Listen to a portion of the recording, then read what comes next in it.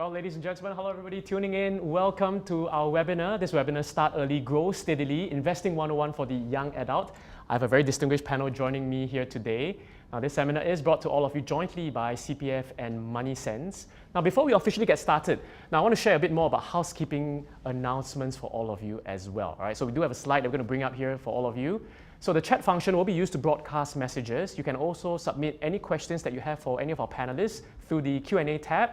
Now, please do not share your personal details. And if any of you are facing issues with video or audio, please leave and rejoin this session. Now, so ladies and gentlemen, let's get started. We're going to break it down for all of you what we're going to be talking about today. So a lot of you just started work, a lot of you are young. So we're going to answer three major questions for all of you. The first is getting started. Why should you get started? How can you get started? Now, after you have identified that you should get started, we're going to be talking a bit more about risk profile. What is risk profile? Are you a low risk taker? Are you a high risk taker? And how does it affect you in your investment journey? And lastly, once you have identified your own risk profile, we're going to be talking about diversification. Is it important? Should you practice diversification? So we hope to answer those three questions for all our young adults out here. So I would like to introduce our very distinguished panel joining me here. Firstly, we have Dorcas Loh. So Dorcas is the Deputy Investment Director at the CPF Board. Dorcas has more than 10 years handling the CPF investment scheme, and she's passionate about promoting financial literacy. Welcome, Dorcas. Okay. Hi, everyone. Next, we have Sean Lee. Sean is the Certified Financial Planner, Vice President for Financial Planning Literacy at DBS Bank. He's a regular speaker on personal finance topics and frequently featured in the media. In 2023, he was appointed to the MAS Joint Committee that produced the Basic Financial Planning Guide. Welcome, Good evening, everyone.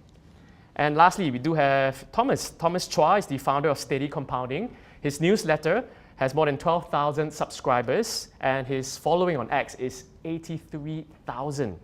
Now, he writes about how everyday investors can build long-term wealth in the stock market through patience and sound principles. So welcome, Thomas. Hey, hi, everyone. Thanks for having me.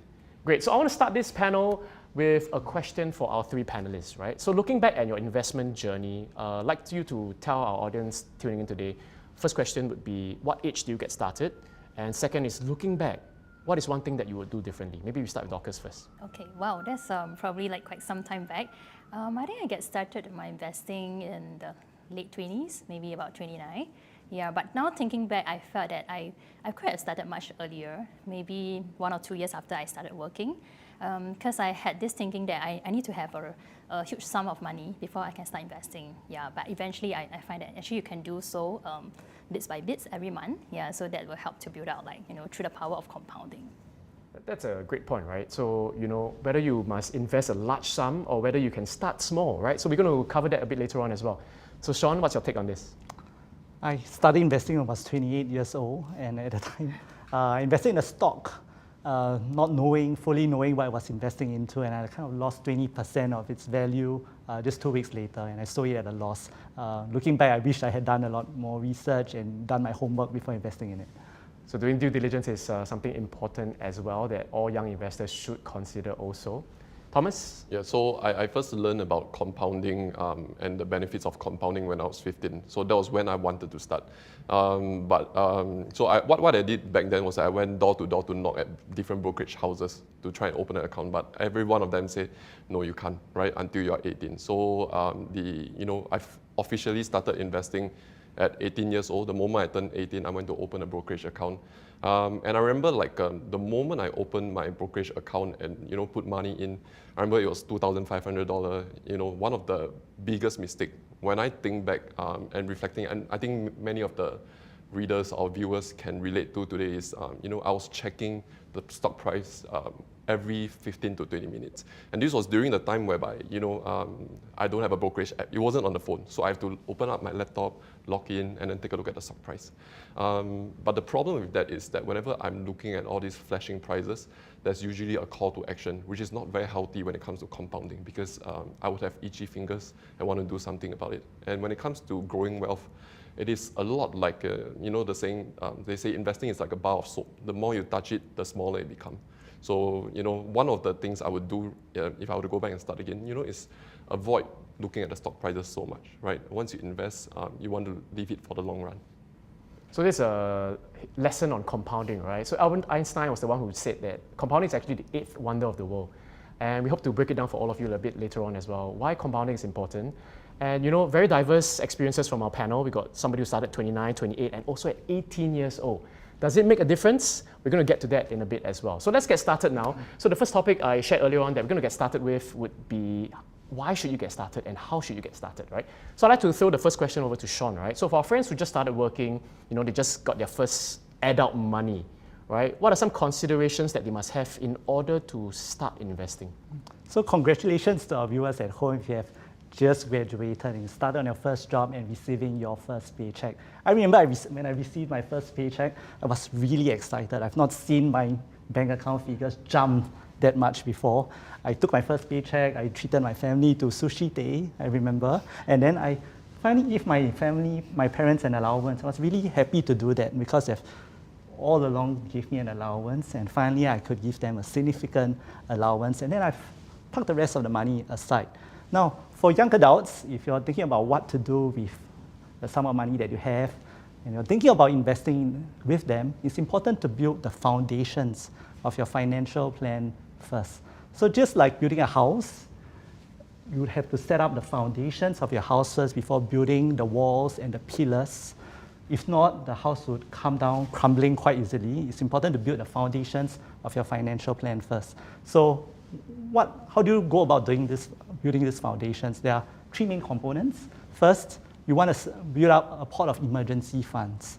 And this emergency funds is important for you such that in the event of an emergency, for example, a retrenchment, or you just feel like having a switch of jobs, or if there's a medical emergency, there's a pot of money that's liquid for you to access to fund these emergencies.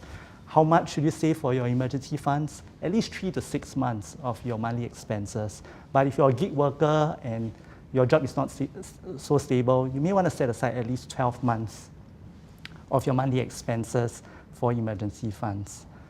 Now, the second area that a young adult should look at is the area of insurance. Now, when it comes to insurance, it really helps to provide for medical emergencies.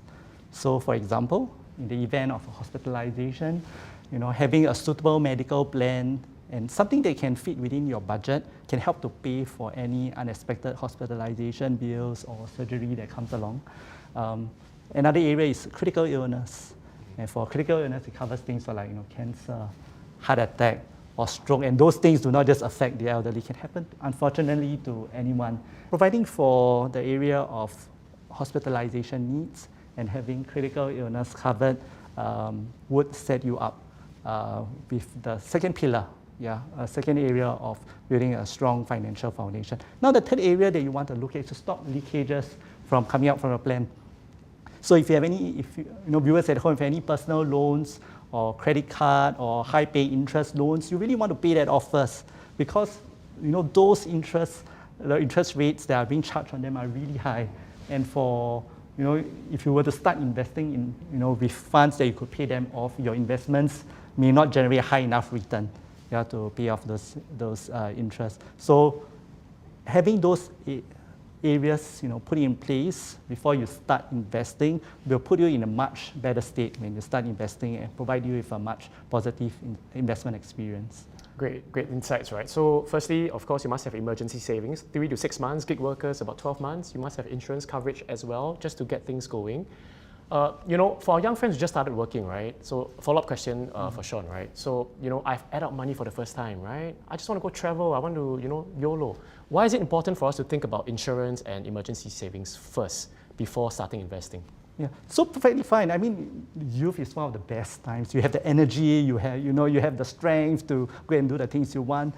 It's not that you have to put them aside and not do them, but strike a balance between your goals, things that you want to do, as well as your insurance and building emergency funds. I think you could strike a balance between spending a large sum, spending all that you have on that particular trip that you want, or perhaps looking at scaling them back a little, yet providing some buffer to build up emergency funds as well as getting adequate insurance. Great. So this is very important for our friends tuning in as well.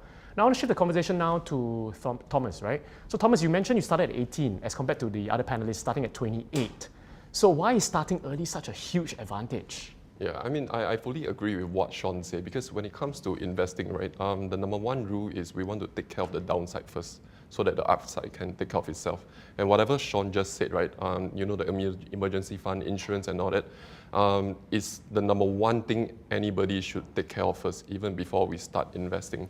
And I thought it's also very smart that we always want to tackle the lowest hanging fruit first. And so if we have any credit card debt, those run up to 20%. It's very, very difficult for any investments out there to beat these costs, right? So if we have that, we want to make sure we bring it down.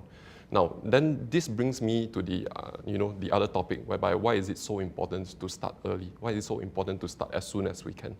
And that is because when it comes to growing wealth, when it comes to compounding, it's always a function of two variables. One is your rate of return, and the other one is the amount of time you give it for the investment to actually grow.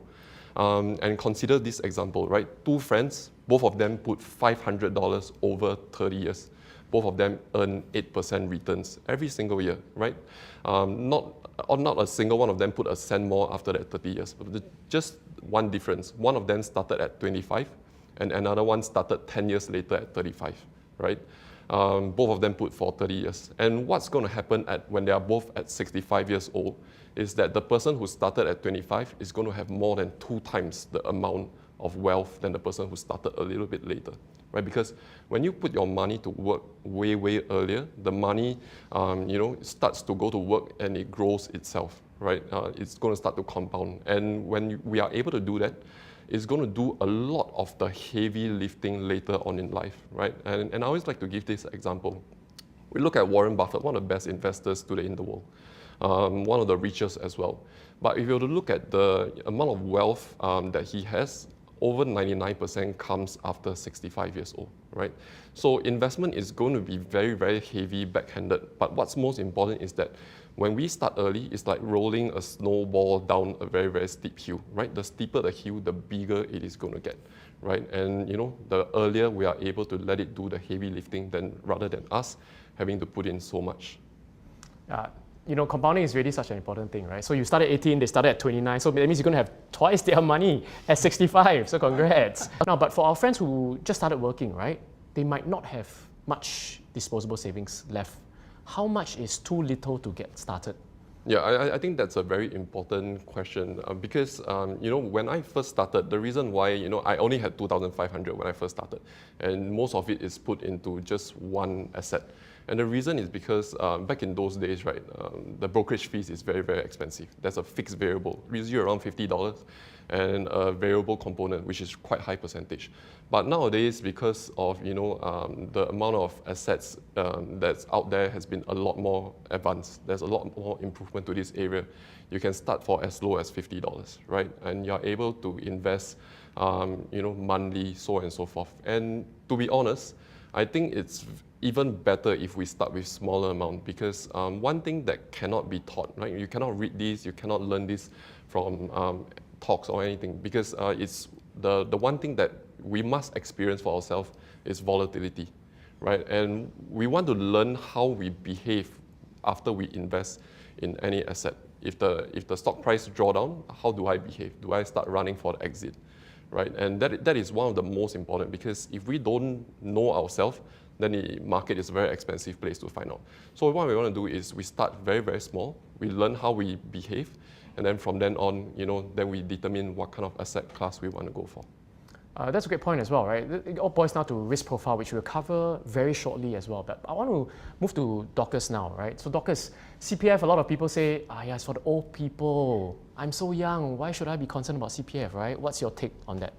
Okay, yeah. So I think that's a very good question. So CPF members, including our young adults, you can see CPF like as your life partner who journey with you through like the different key stages in life. Yeah. So in fact, upon even when the children nowadays, they already have their CPF accounts. Like their MediSave account, and then Sean mentioned about building the foundation, right? So you can view CPF as the foundation for you to pursue your financial goals. Yep. So in the past 1 year, CPF Board launched the plan with CPF, and it stands for Plan Life Ahead Now. Yeah, so it actually covers like different important areas such as like housing, healthcare insurance, as well as retirement. Yeah, so these are some planners that we have on our website, and I guess they are actually pretty useful too for the young adults to actually start to exploring on it.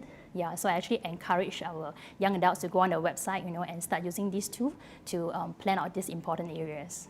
And these tools are free. Yes, these tools are free. Yeah.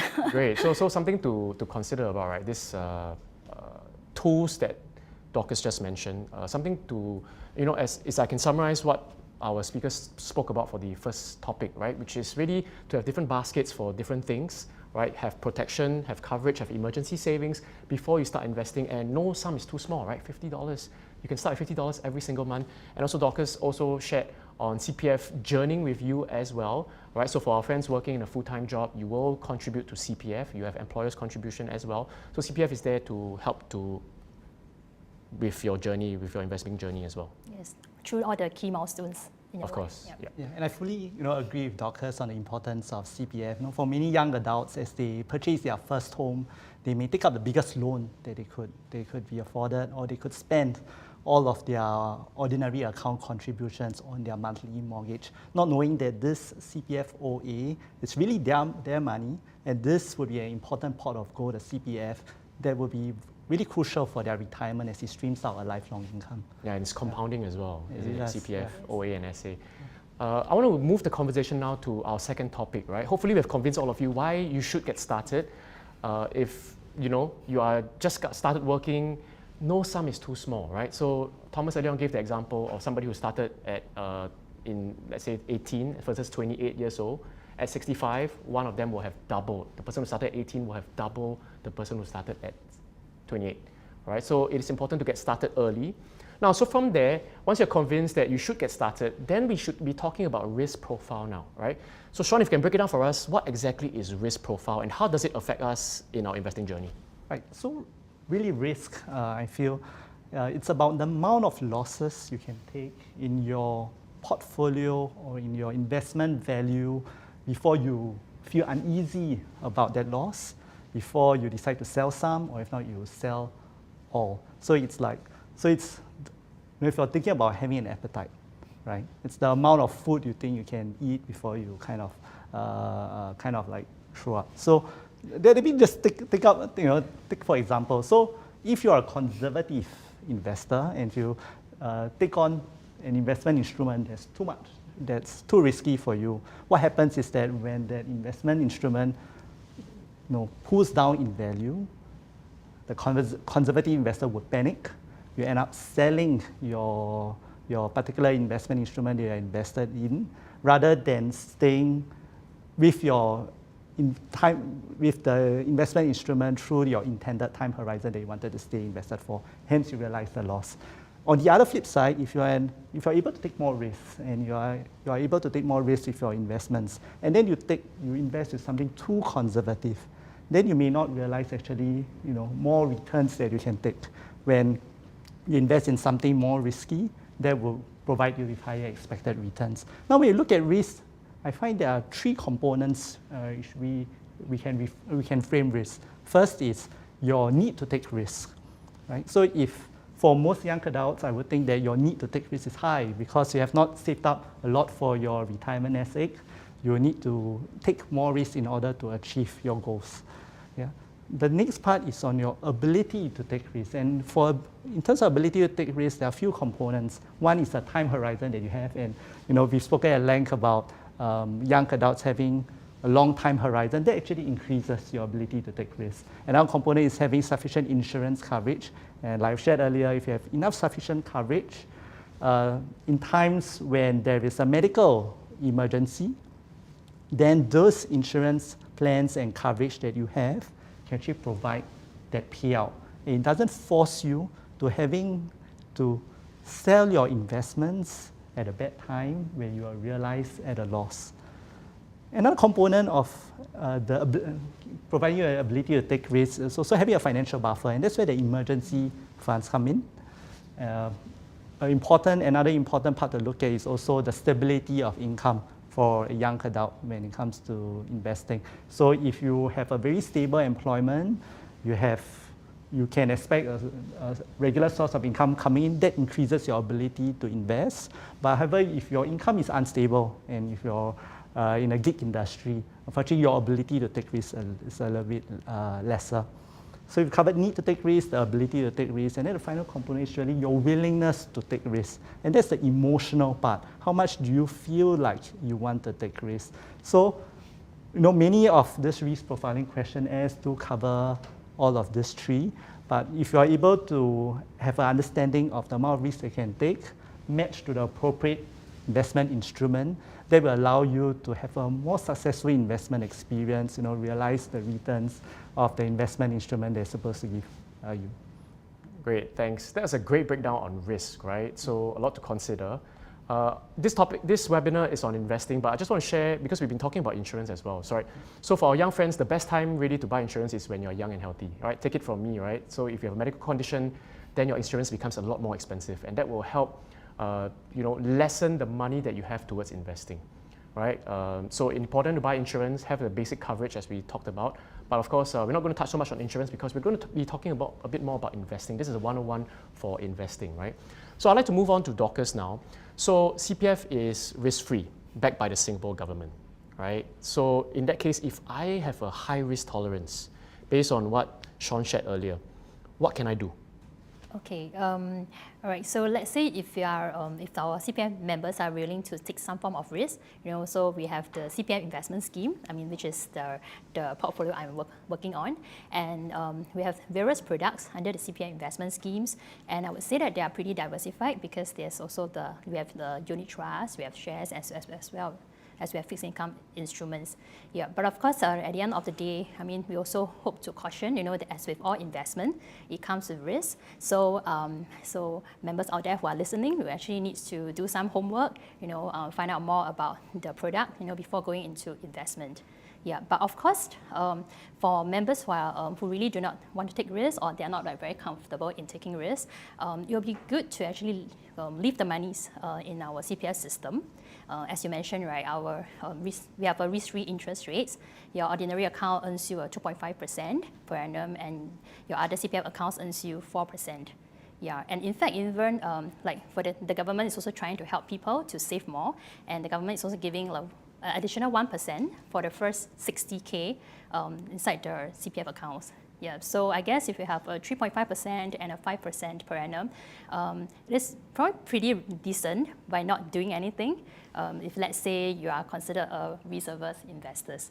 Yeah, but of course, if you are risk-taking, feel free, you can do your homework, do your research, and you can take on the CPF investment scheme. So in terms of CPF investment scheme, right, some of our friends tuning in are hearing it for the first time. They just started working and then they are exposed to the CPF system. So for CPF IS or CPF investment scheme, what is the threshold for them before they can start investing the money? Okay.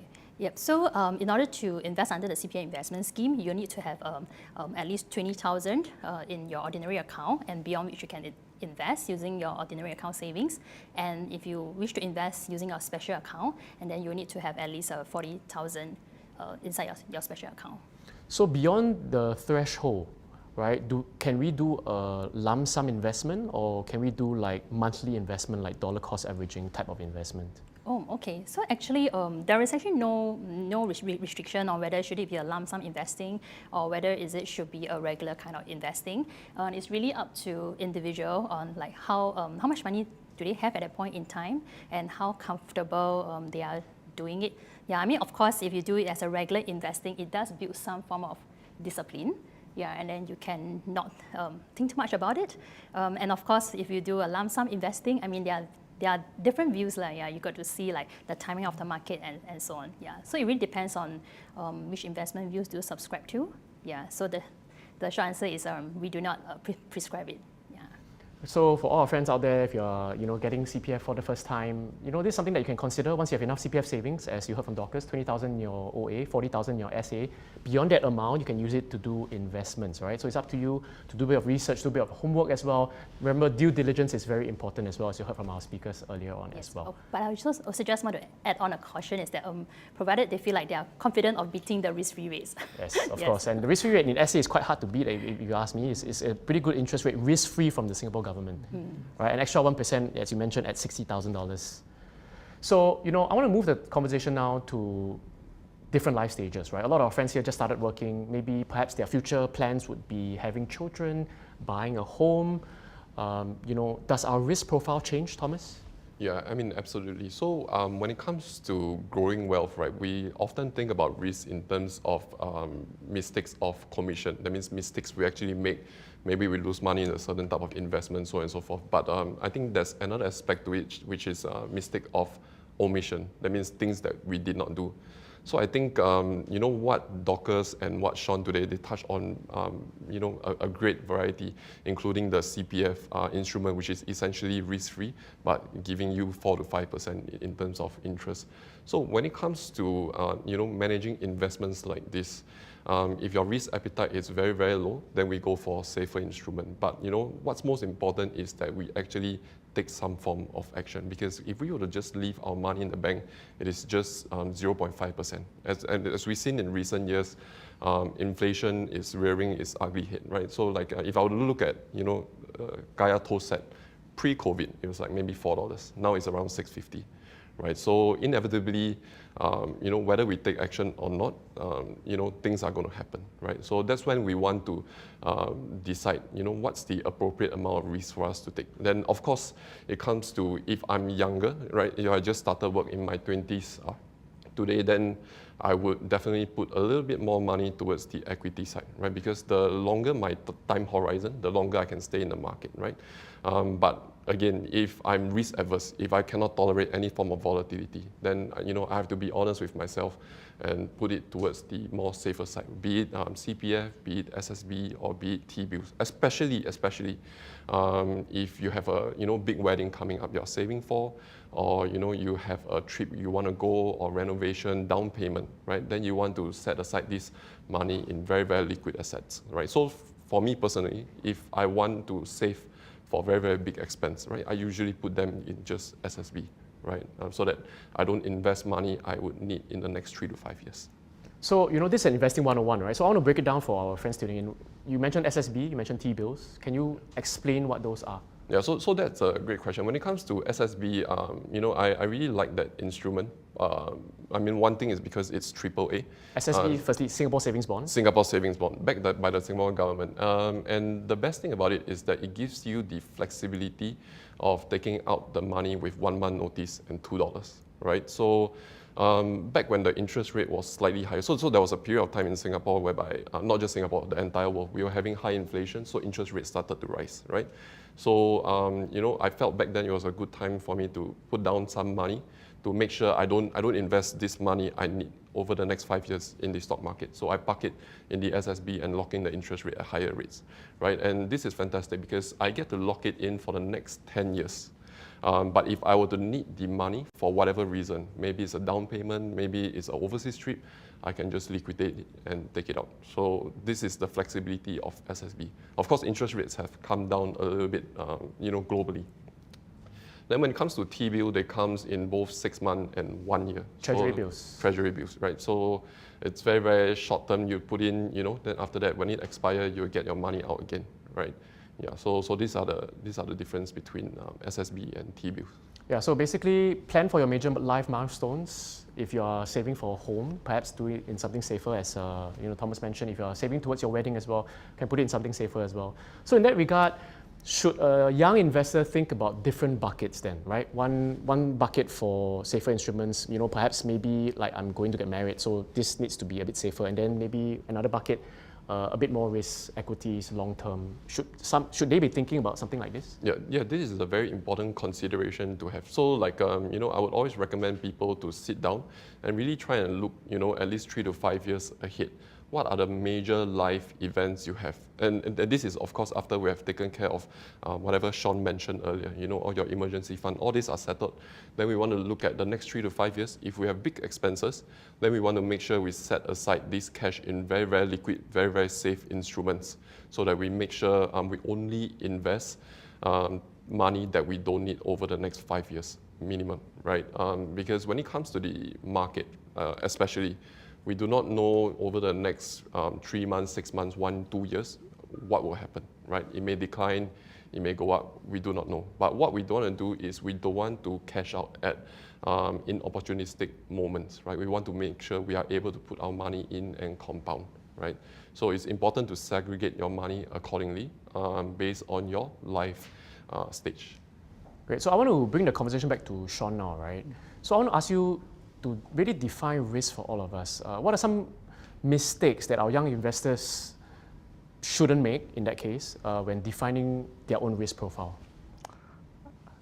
I think when So maybe I just substantiate a bit more, right? I might be saying like, I can take risks, right? But when I see my portfolio going down 20%, that's when I feel nervous and then I want to sell, right? I may say I'm a risk taker, but when I see red for the first time, then a problem comes in, right? So what are some common mistakes that we should be looking out for our young investors? Sure, I think for young investors setting out, and as what Thomas shared, it's very important to list out the life goals and major milestones that you have. And for a young adult, some of the biggest financial decisions that you have to make are coming up in the next few years of your life. You could get married, you could purchase a first home, whether you are intending to settle down with a partner or not. Most people want to have their first home, and that comes with a down payment, that comes with a renovation cost, and these days renovation costs are not as affordable as before, $30,000, $50,000, even $100,000.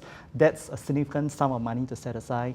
For many people, like even for myself, within 7 years of getting my first paycheck, I got married, I got my first child, I had my second child. So those are additional expenses that even though you have just graduated and just receiving your first paycheck, you may not expect these expenses to come up along the way. So try to plan as much as you can, save, align, like what Thomas shared, align to your goals to the amount of risk that you can take. If there's anything of this goes coming out within 3 to 5 years, the recommendation would be invest something, really safe, like the Singapore savings bonds, gives you a guaranteed rate of return, and as well as gives you the flexibility to withdraw as and when you wish. So that will help you to manage risk in an appropriate manner in the first few years, and then for amounts of money that you feel like taking on more risk and investing, then you can take a bit more risk from there.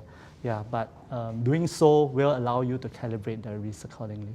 Yeah, so different pots for different life goals as well, something important, right? So Dorcas, in this case, how should we be considering CPF within our risk profile as well? Because CPF is guaranteed in this case, right? What's your take on this? Okay, so maybe in this part we talk about the diversification. So from a member's point of view, sometimes they will see the CPF monies as part of like the safer portfolio, right? Because it earns the risk-free interest rates. So they don't really take risks with the CPF monies. But instead, they will take risks with their own cash. Because the opportunity cost of investing using cash is actually lower. So if you put both the CPF investments as well as the non-CPF investment together. So this is where there is diversification, and in a way this also helps to spread out your investment risks being taken. So it's great that Dorcas touched on diversification, right? Because that's actually our third topic that we're going to be covering today. So we covered why you should get started. We've covered a bit on risk profile as well. So you've got to identify yourself. Of course, CPF website, we do have some questionnaires for you to really identify your own risk profile as well. And then now diversification, right? So we're going to cover, Dorcas touched a little bit on that, why diversification is actually very important, right? So I want to ask this question now to either Sean or Thomas, maybe Thomas this time, right? Now, so what are some simple ways for young adults to diversify when starting out? Yeah, so maybe I just share what diversification is. So basically what we don't want to do is we don't want to put all our eggs in one basket, right? Because if something goes wrong, then you're just going to lose most of your capital. So I mean, I've seen a lot of young investors, they're usually very, very aggressive when it comes to investing, like all in on one particular stock, for example. This is a big no-no, right? We don't want to do that. Because if we were to lose 10% of our capital, we need 20% returns in order to recover. And when you put so much in one, right, there's a lot of risks that may come along with it, because ultimately it is going to be uncertain, right? Nothing is certain when it comes to investing. And the biggest kind of risk is, things that we don't see it coming, right? A lot of times, like whether it's the pandemic or whether it's the global financial crisis, a lot of times we don't see this risk coming. And so when it comes to diversification, right, we don't want to just diversify across one asset class, right? So like if I were to just look at the stock market itself, I definitely do not want to put everything in a handful of stocks, right? I would want to own, a diversified index, for example, especially for someone who don't have the time to look at individual stocks, or don't have the energy, or don't have the training to look at financial statements. Then we want to look at diversification from an index point of view. Then beyond equities, there is also, the more stable component. That's where your CPF comes in. That's where your SSB comes in, right? That's where the other asset classes come in. So that is how I approach diversification. So in this case, would you recommend a dollar cost averaging strategy, or like I have a bonus, right? Yeah. My bonus is 3 months. I dump it all at one go. Yeah, so I mean that is a wonderful question, because a lot of times I hear from my friends, they always ask me, hey, why don't I wait until the market draw down, then I start investing, right? Then I buy it this way. And there was this, there was this back test study. There was this guy, finance guy, who did a back test, and this he published an article called "Even God Can't Beat DCA," right? Dollar cost averaging, meaning I set a particular month, every single month I just buy into the or invest routinely every single month, automate it. Right, and the truth is, if we only buy in lump sum during this so-called opportunistic time, 70% of the time you cannot beat DCA, right? You cannot beat DCA, and a lot of times it's because between a market low and the next market low that potentially come, the next low could be a lot higher than the previous low, right? Because the market could have moved on already, right? So what we don't want to do is we don't want to time the market that much, right? We want to do DCA. The best is if we automate it and we don't even see it, right? Because if it requires energy, most of the times we will procrastinate, we will not get it done. Or another reason why DCA is important is because it helps us manage our emotions, right? It helps us manage. If I were to put in one entire lump sum today and the stock market tomorrow's drop 20-30%, right? I would be unnerved, especially as a new investor, right? So DCA helped me smooth out that emotional aspect, which is equally important when it comes to investing, right? Because it's a lot about emotional control. And you also mentioned, right, earlier on, $50. Is that a too small sum for DCA every month? Like automate $50 every month that goes into an investment. Is that too little? No, in fact, I would say like, starting small and, wetting your feet first is the most ideal thing, because we want to learn how we react when it comes to investing. And a good rule of thumb, I often tell other new investors is that if it takes you, say, 2 years to save this amount of money, use at least minimum 1 year to slowly deploy it. Because first you want to learn about how you react when the stock market starts to gyrate. And a lot of times our emotional reaction is tied to our net worth and our earnings power, right? Which is why if you take a certain amount of time, use at least half the time you took to save to slowly deploy. And not just understand yourself, but also when you are a new investor, you start investing and you become more serious about it, you would slowly grow your skills along that way. And we don't want the tuition fees, right? Especially if we are new, and we don't want it to be too expensive. So Sean, convince us, why is diversification important? Yes, I think what diversification does, and just to add on what Thomas has shared, who has given a very comprehensive introduction to that, I think what it really does is to provide more stability to your investment portfolio while giving you sufficient returns. And there are two ways, I think, typically one should diversify. One, they could diversify across sectors, which means not just looking at technology sector, not just looking at financial sectors, not just looking at commercial goods, but you want to diversify across the different sectors for your core part of your portfolio. The second part, which you can diversify, is really diversify across geographies, across different indexes, across different countries. So not just the US stock market per se, not just the Singapore Straits Times Index, but preferably you want to spread your eggs across many baskets around the world. And just to provide an example, while the US stock market, the S&P 500 has done really well over the last decade or so. Maybe we've forgotten that just back in 2000 to 2009, there was a lost decade where the S&P 500 actually returned a negative 0.95% annualized over those 9 years. And not many people can hold on to their investments and not see their investments grow over 9 years. But in contrast, over the same period, if an investor invested in the emerging markets, and when we refer to emerging markets, it includes like South Korea, like Japan, South Korea, like China, like India, for example, the emerging markets actually return about close to 10% a year for the same period, 2000 to 2009. So having a globally diversified portfolio in developed markets and emerging markets for the core portion of a portfolio would be very useful for a young adult first starting out. So that's a great case study, right? 2000 and 2009, because today, markets are just booming to all-time high. So this is a great pullback to reality on why diversification is actually important. But I want to ask a follow-up question on this as well. Like today, majority of the index funds are actually based on the US stock market, right? So in this case, would that be too concentrated, even though it's across different sectors within the US markets? Actually, there are many funds and ETFs as well available that focus on different markets or even globally diversified ones. And I think the naysayers would then say that if you diversify too much, for example, in a globally diversified way, perhaps your returns will come down tremendously. But having the studies done and over a globally diversified index, even in a very conservative way, they tend to return about 7% a year historically on average. If you think about 7% a year, and that's the expected returns that you can get for an investor, if they were to invest $2,000 a month and then they get 7% return, you will achieve $1 million in 20 years' time. And it's not pretty good. I mean, not everybody gets to become a millionaire. Yeah, and if you invest in a very globally diversified way and you feel that that will give you a pretty reliable way of getting returns, you know that perhaps in 20 years' time you could achieve $1 million if you faithfully invest $2,000 a month.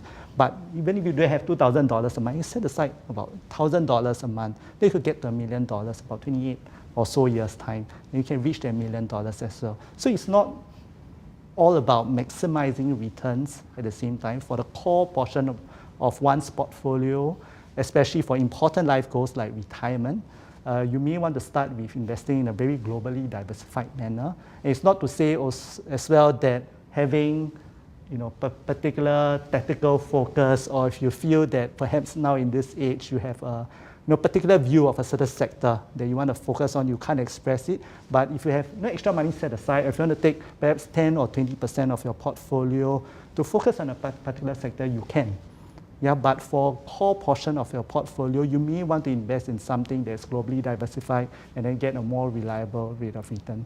And the key word here is, of course, globally diversified, right, Dorcas? Oh yes, I think that is a very good discussion on the diversification. So I wanted to add that actually within the CPI investment scheme, we also have a wide variety of products, ranging from like different asset classes, from like equities to fixed income. Yeah, and also like what Sean and Thomas have mentioned, is also across like different like globally diversified and also across like different regions. Yeah, so actually even as part of CPI investment scheme, we also encourage our investors to diversify when they are doing their investing. Yeah, so I think just now Thomas also mentioned about there may be this group of investors who feel like they want to take on some risk, but yet they are not very confident to do so. Yeah, so come first half of 2028, the CPI board will be introducing a new investment scheme to actually cater to this group of members who feel like they want to take on some risk, but may not have less financial resources, or do not prefer to actively manage their portfolio. Yep. So under this new investment scheme, we have this diversified life cycle investment products. And when the member puts the money within this product, the member do not need to actively manage this product, but there will be a mechanism whereby it will auto allocate the monies from a higher risk asset class, for example, maybe equities, to a lower risk asset class like bonds, as the member grows older. Yeah, so the members can actually look forward to this new investment scheme It will be of a lower cost and more simplified because members do not need to choose among many other products. And do look out for the details when it's being released subsequently. So this will be in 2028? Yes, 2028. Oh, okay, great. So this meets the middle tier of people, right? May not have enough knowledge about the markets, but yet want higher returns. Yeah, correct. So great. So I just want to share that I'm really excited about this new upcoming scheme. Yeah, we're that excited as CPF well. is launching because what it does is that it calibrates the risk, as an investor is nearing their retirement. Many times, when we speak to people or get advice from us, you provide an advice, but then you can't really stay with the person through their whole investment journey. And what happens if the investor is nearing retirement? Do they hold on to that particular investment, or how do they de-risk it? When do they sell? But with this upcoming new scheme that CPF is launching, this is a set and forget instrument that they can invest. The risk will be calibrated. It will become less risky nearing their retirement age. So it's really easy for somebody to get started on. And I like it you say set and forget, right? So then it removes all the emotions as what Thomas mentioned earlier on, right? So you don't need to worry about it, you don't need to stress about it if there's a drawdown, if market's crashing, you don't really need to worry about it because ultimately when it comes to CPF money, it's for retirement and you have to look at the long run goal. Yes, so this product is suitable for those investors who wish to stay invested for the long term. Yeah, need to ride out the market volatility as well. Yeah, fantastic. So Thomas, I want to come back to you, right? Like, what's stopping somebody from, going all in on a particular very hot sector versus diversification, right? So, they'll be hearing tips from gurus and their friends like, oh, this sector is so hot, we have to buy the stocks in it now. Versus diversification, right? What would you say to our attendees tuning in with regard to this? I do notice that a lot of new investors, or maybe some have been investing for quite some time, they like to get their investment advice from YouTube, so on and so forth. And a lot of times, this advice or tips will touch on a lot of these hot sectors. Maybe now it's AI, so on and so forth. But when it comes to investing, we always want to think about, what is hot at the moment may not necessarily be good for shareholders. And what do I mean by that? When I look at the automobile industry or when I look at the airline industry, right, these two industries has provided a lot of value for, humankind, whether it's through transportation, productivity, so on and so forth. But the thing is, if I were to look at just these two particular sectors, they don't generate very, very good returns for shareholders. A lot of the benefit is accruing to consumers and society at large, right? And so when it comes to, a lot of these hot sectors, for example, generally it is extremely competitive because there's a lot of capital chasing after this asset class, right? And so when there's so much competition out there, it's not as great for shareholders. So what we want to do is always, we cannot just look at one particular sector, right? We must look at a broad diversification of sectors. Ultimately, this is to protect ourselves, right? A lot of times, the hot and sexy thing may not turn out so well, right? So we always want to make sure when it comes to growing wealth, protection always number one. Yeah. That's a good point, right? Protection is number one, right? Capital protection, right? Because it's your hard-earned money, you worked hard for it, you saved it. The last thing you want is investing it in a particular sector and it crashes, like what Sean mentioned, 20%, and then you panic and then you panic sell and then look, 20% out of the money, right? Sean, I want to ask you this question. Is diversification more about owning many investments or owning the right mix of investments? So when it comes to diversification, there are many ways to achieve that, and it does not mean that having a wide number of investment instruments allows you to achieve diversification, because if you invest in many instruments, they all could be focused on a particular sector, they all could be focused on a particular geography, hence having many instruments does not achieve that. On the other hand, there are investment instruments there are ETFs, there are index funds out there are unit trusts out there. Even with one single financial instrument, it allows you to achieve the diversification that you want. So it's important for, I think, our listeners and viewers at home that you look into your particular investment instrument, find out what is being invested into, the investment objective of that particular investment instrument, and whether it achieves your investment outcome. So just a gentle reminder for our audience tuning in as well, you can submit questions to any of our panel speakers, so just use the Q&A tab below. If you have a particular question for a particular panel member, so do let us know as well. You can indicate your question to whoever that you want to address your question to as well, right? So back to Thomas here in this case, how can a young investor tuning in today, how can they diversify their portfolio in a very simple manner? Yeah, I think the easiest way is to just use index funds because one thing, it's low cost, cover multiple stocks or instruments, whichever index fund you actually select. So I would say index funds would be one of the easiest way to just gain a broad diversification. So index funds. So what do you think, Sean? Is it index funds for you as well? Yes, so index funds is one way to do that. I think the other would be like an ETF, but I think some investors may invest into an ETF not knowing what the investment objective of the particular ETF, because they probably heard that, oh, ETF is something where I can achieve diversification, it's low cost, but not knowing that there are many ETFs out there that are very focused on a particular sector and focused on a particular even country as well, and there are ETFs that are even called synthetic ETFs that behaves in a more of a synthetic manner that you're not really holding the underlying investments. So explain a bit more about synthetic, right? Because this is a 101, Sure, so we need to let them understand a bit more. Yeah, so there are various types of ETFs out there. I think it's important to know that you want to invest in an ETF which allows you to get exposure to the underlying stocks. There are other types of ETF that functions more of like investment instrument of an investment instrument, and does not achieve does not allow you to invest and gain exposure to the underlying. So basically, synthetic ETFs are if you buy the ETF, it doesn't own the underlying stock. Yeah, or moves in a different way as compared to the stock movements of the underlying ETF. So Dorcas, right? Some people treat CPF as the very safe portion of their portfolio, and then the rest of the money they can invest in maybe index funds like what the panelists have mentioned. How would CPF view this, right? Would CPF be the safe part of the portfolio versus the rest of the cash component where we can buy ETFs or index funds, for example? I think this will also bring back to the question on what is the risk profile of the members again, right? So if you are generally risk averse, I mean, it will be good to just leave your monies within the CPF system. And by leaving the monies in the CPF system, it's also kind of acting like like a fixed deposit, right? So this part will be considered the safer part of the portfolio. But let's say for members who still wish to take some risk with their CPF monies, so that is where the CPF investment scheme will come in.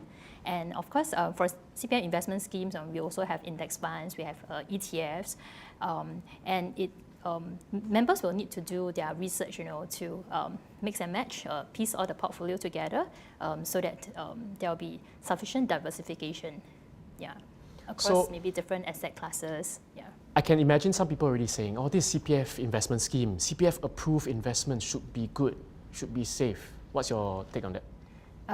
Okay, we generally will screen through the products. I mean, it gone through a very stringent due diligence process. Yeah, but at the end of the day, we can't control market movements. The investment returns is something that we cannot control. I mean, in the fact sheet, we also mentioned that we couldn't really depend on like historical returns. Members still need to go in to the investment with their eyes open, do their research, and also importantly, like one of the panelists mentioned, it's also about low cost. Yeah, so do look at the cost of the product before you invest, because the cost also affects the amount of return that you will get. Yeah. Great. So, next question before we go into the Q&A, of course, once again, if you have questions, do submit it via the Q&A tab as well. So final question for, Sean and Thomas, right? How do you, or what advice would you have for our friends if they are, investing for the first time, right? Markets are, booming to an all-time high, right? Of course, corrections will come, market cycles. So what's your advice for them on how they can ride out the volatility, or how they can, when the markets are tanking, what should they be doing? Yeah, so I think number one is we have to be comfortable that volatility is the price of admission when it comes to, and anything outside CPF, SSB, and your T-bills, volatility is going to be the admission price for you to enjoy all these returns. So when it comes to this, we want to make sure that we adopt a very, very long-term horizon, and there's a lot of studies out there that actually shows that the longer your time horizon, the lower the risk when it comes to investing in a diversified portfolio. In fact, like if I were to look back at the past 150 years, there was this study that showed that out of 1,500 scenarios, if you hold for at least 20 years, only one scenario you will lose money on an inflation-adjusted basis, right? So if you have a very long horizon and you're sufficiently diversified, generally you'll be okay. But what will happen to the stock market in the short run, nobody will know, right? It can drop 10% tomorrow, it can drop 20, 30, but you need to be okay with that. And that is when, the defensive measures we discussed today comes into play, right? We want to make sure the downside is protected. Your insurance, your credit card bills, and everything, all those are sorted out, taken care of, emergency fund. We don't touch money we need for the next 5 years.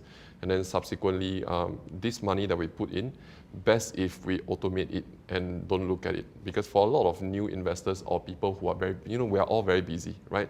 And when it comes to investing and, the eye on the prize is on the long run, automating it, your salary, just go in and automate the investment process out of mind. You are not emotionally affected as much, right? Because a lot of times, the biggest mistake I see most investors make is that they become too emotional on both ends of the spectrum. When the market is very bullish, they started to chase, right? Or fear FOMO, right? Fear of missing out. And when it starts going down, they wonder what could go right. Everything is going wrong, right? And they feel like running, right? They either sell at a loss or they stop investing, right? Then that's very disruptive to your compounding process. Great. Sean, Yes, Thomas brought up a great point, right, about the length of time that an investor should take, especially when investing in full equities. It's about 20 years. So then what happens, if you find that your time horizon is somewhere shorter, it could be 10 years or 15 years. You may want to have a mix of equities and bonds, and equities or stocks. Then they have an inverse relationship. So you have, a balanced portfolio of say 60-40. That would be pretty suitable for somebody who has 10 years of time horizon.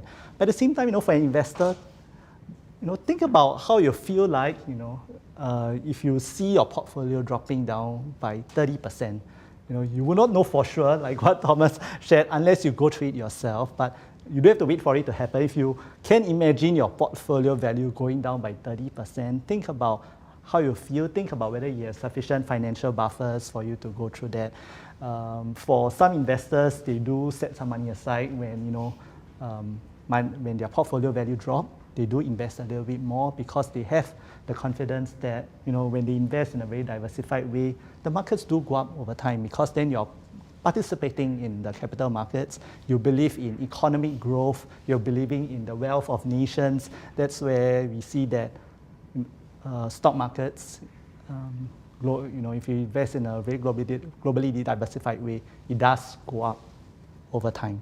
So these are things that I think as a young investor you can do for yourself. Have the patience, build up those buffers that we have spoken about.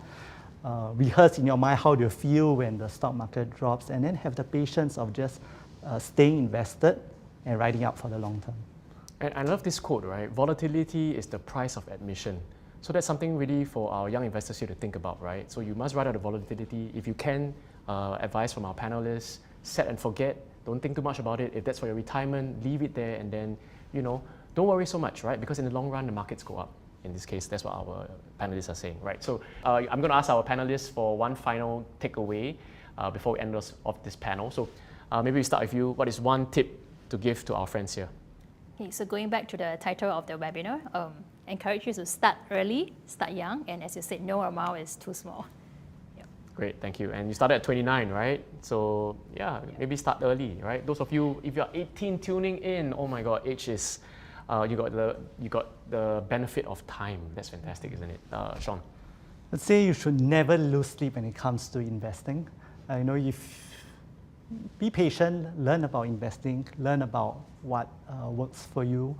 When you're starting out and you don't have much to invest, in fact, investing a lot of your time on growing your career, growing your skills, your knowledge, and that will give you a greater upside because your income increment will probably be higher than the amount of returns that you can get from your investment. So while you are eager to get on investing, take time to learn about it. But at the same time, don't forget about investing in yourself. Grow your knowledge, grow your career, grow your income, and after growing your income, then you have more to invest. And perhaps that's the appropriate time, where you build up your financial buffers and your safety nets. That could be a more appropriate time for you to get started investing.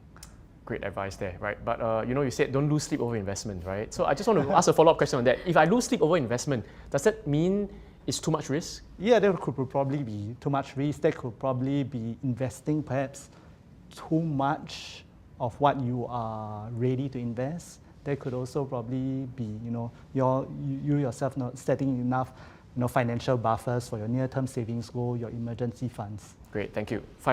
One final tip. Yeah, so I would just say don't let perfect be the enemy of good, right? What we want to do is we want to start early, start young. Don't be too worried about making mistakes if you are, starting small, right? So we just want to get our feet wet and start the compounding process. Great, thank you very much to our three wonderful panelists. Once again, we have Thomas, Sean, and Dorcas. Final call to action from us. Do follow us on our socials as well. We're going to bring it up for you on the screen. So you can connect with CPF Board. You can see all our social links there as well. In fact, we do have a WhatsApp chat as well. All right, we're on TikTok, we're on YouTube. Of course, you can download the CPF mobile app as well to track your CPF savings.